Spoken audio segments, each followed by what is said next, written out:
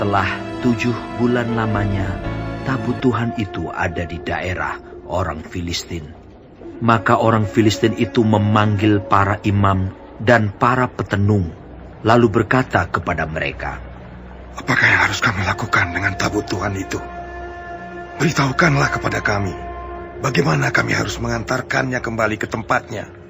Lalu kata mereka, "Apabila kamu mengantarkan tabut Allah Israel itu, maka janganlah kamu mengantarkannya dengan tangan hampa, melainkan haruslah kamu membayar tebusan salah kepadanya. Maka kamu akan menjadi sembuh, dan kamu akan mengetahui mengapa tangannya tidak undur daripadamu." Sesudah itu bertanyalah mereka, "Apakah tebusan salah yang harus kami bayar kepadanya?" Jawab mereka, "Menurut jumlah raja-raja kota orang Filistin, 5 borok emas dan 5 tikus emas.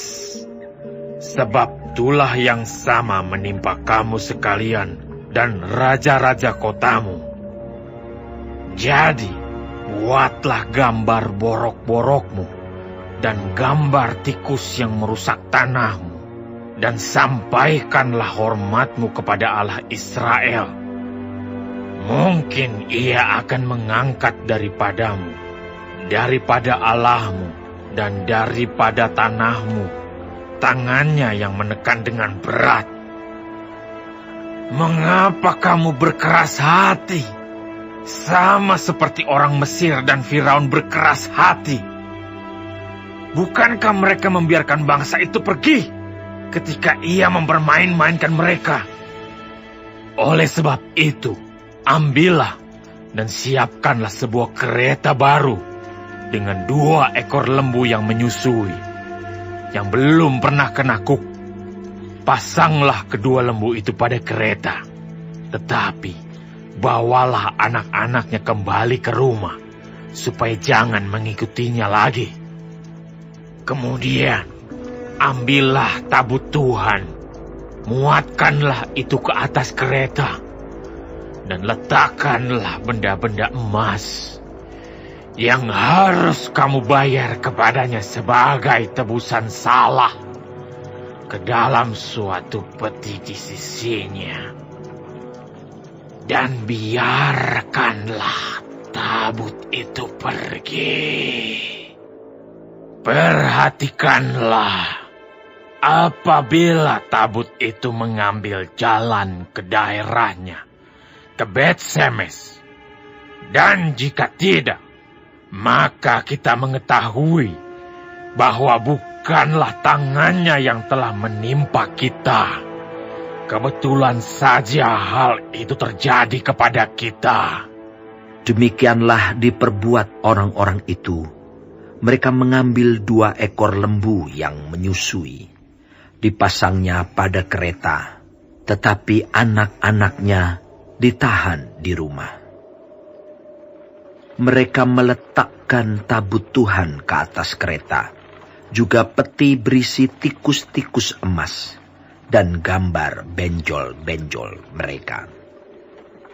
Lembu-lembu itu langsung mengikuti jalan yang ke Bet-Semes, melalui satu jalan raya, sambil menguak dengan tidak menyimpang ke kanan atau ke kiri, sedang raja-raja kota orang Filistin itu berjalan di belakangnya, sampai ke daerah Bet-Semes.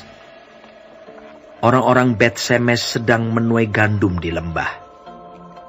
Ketika mereka mengangkat muka, maka tampaklah kepada mereka tabut itu. Lalu bersukacitalah mereka melihatnya. Kereta itu sampai ke ladang Yosua, orang Bet-Semes itu, dan berhenti di sana. Di sana ada batu besar. Mereka membelah kayu kereta itu, dan mereka mempersembahkan lembu-lembu sebagai korban bakaran kepada Tuhan.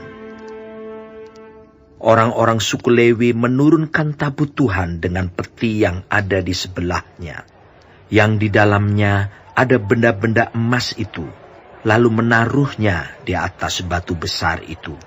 Dan pada hari itu orang-orang Bet-Semes mempersembahkan korban bakaran dan korban sembelihan kepada Tuhan.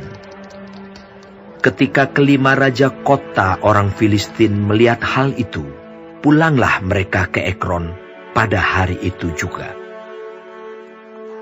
Inilah benjol-benjol emas yang dibayar orang Filistin kepada Tuhan sebagai tebusan salah.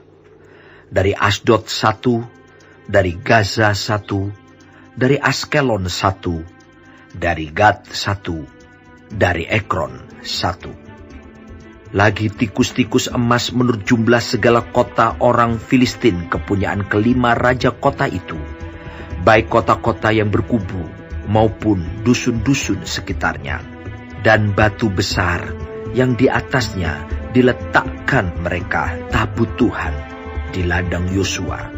Orang Bet-Semes itu adalah saksi sampai hari ini. Karena mereka melihat ke dalam tabut Tuhan, ia membunuh 70 orang dari rakyat itu. Rakyat itu berkabung karena Tuhan telah menghajar mereka dengan dahsyatnya. Dan orang-orang Bet-Semes berkata, "Siapakah yang tahan berdiri di hadapan Tuhan, Allah yang kudus ini? Kepada siapakah ia akan berangkat meninggalkan kita?" Lalu mereka mengirim utusan kepada penduduk Kiryat Yearim dengan pesan, "Orang Filistin telah mengembalikan tabut Tuhan. Datanglah dan angkutlah itu kepadamu."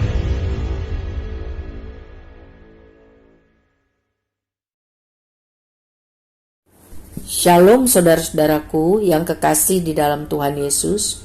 Puji Tuhan, hari ini kita masih diberi kesempatan hidup dan mempelajari firman Tuhan dari kitab 2 Samuel 6. Tuhan Yesus memberkati.